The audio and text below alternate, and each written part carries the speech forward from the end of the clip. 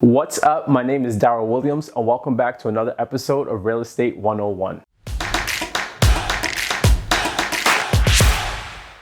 All right, guys, so today we're going to talk about what the difference is between a co-op and a condo. But before we dive into that, please take a moment to like this video, subscribe, share it. It would mean the world to me. All right, so what is the difference between a co-op and a condo? Let's tackle condo first and then move on to the next. A condo is a building or complex of buildings containing a number of individually owned apartments or houses.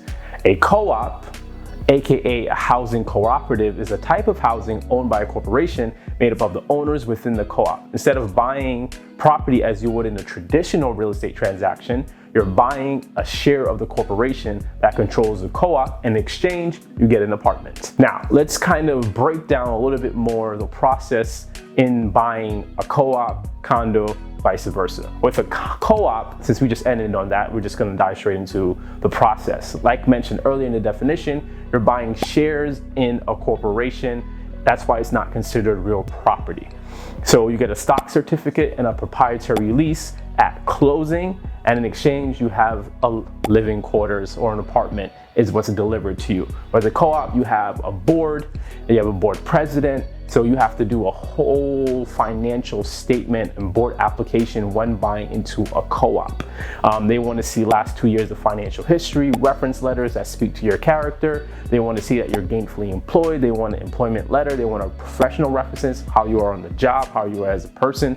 They want your whole life history short of a blood sample when you're buying into a co-op. And you submit that application. The co-op board has 30 days to review the application, and they usually take pretty much the 30 days to review it before you hear back. So I always, when I submit one, I don't follow up until at least 3.5 weeks after, just in case they might finish a little bit early. It's never usually the case though. But after 30 days, I usually get an email stating the board would like to interview my buyer.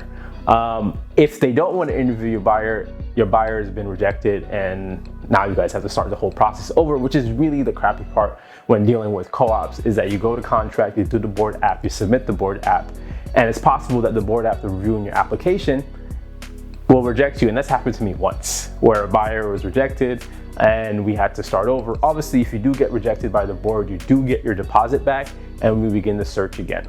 But in the instance where the board wants to call your buyer in for an interview, it's a good sign, which means they like you on paper. Now they just want to meet you and get to know you as a person, maybe tell you a little bit about the building, maybe answer any clarifying questions about your board app, or see if you have any questions for them. I usually recommend prep my buyers prior to this board interview, just to kind of like what to ask, what not to ask, not to say too much. If you do like to party, don't mention that to the board until after you move in and they hear what's going on upstairs.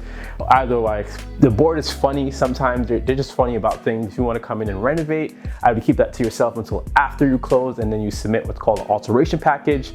And then the board has to review the plans and sign off on it before you can begin the renovations. And so it's another thing with co-ops, you do have quite a bit of hoops to jump through to own one. So yes, let's get back to the board interview. They call you for the interview. Usually after the interview, you hear back within 24 to 48 hours. And once the board issues an email, which I just got yesterday for one of my buyers, the board has approved the sale of this unit, which means your buyer has been approved, and now we can work on scheduling closing.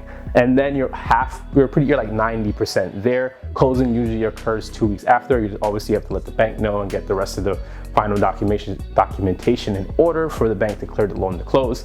But that's the process of co-op. If the co-op has not approved the sale, you cannot close. So if you're a real estate agent and you're working on your first deal in the co-op and the bank is like, when are we gonna close? Have you heard about approval?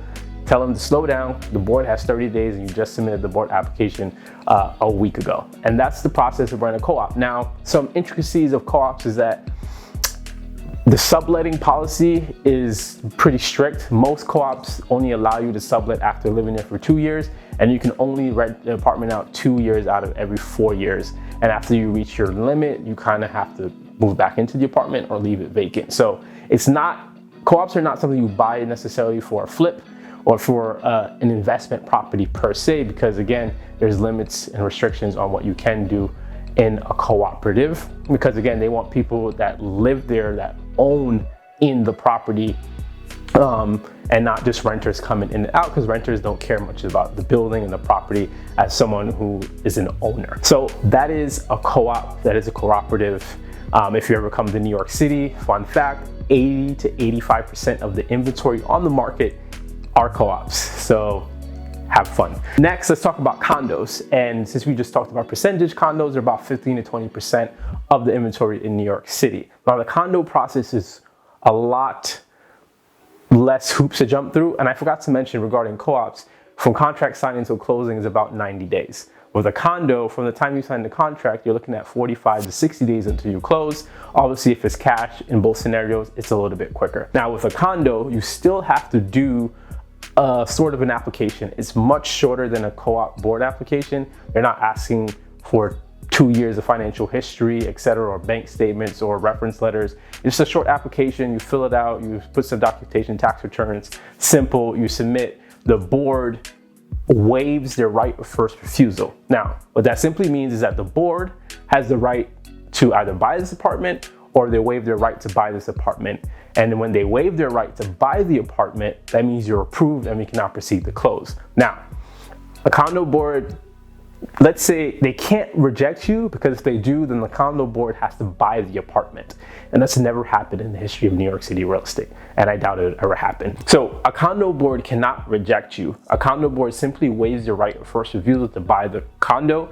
And that means you can now proceed to close on the property. Again, you will let your bank know, and usually within 2 weeks, we can finalize the loan and we can get declared to close and go to the closing table.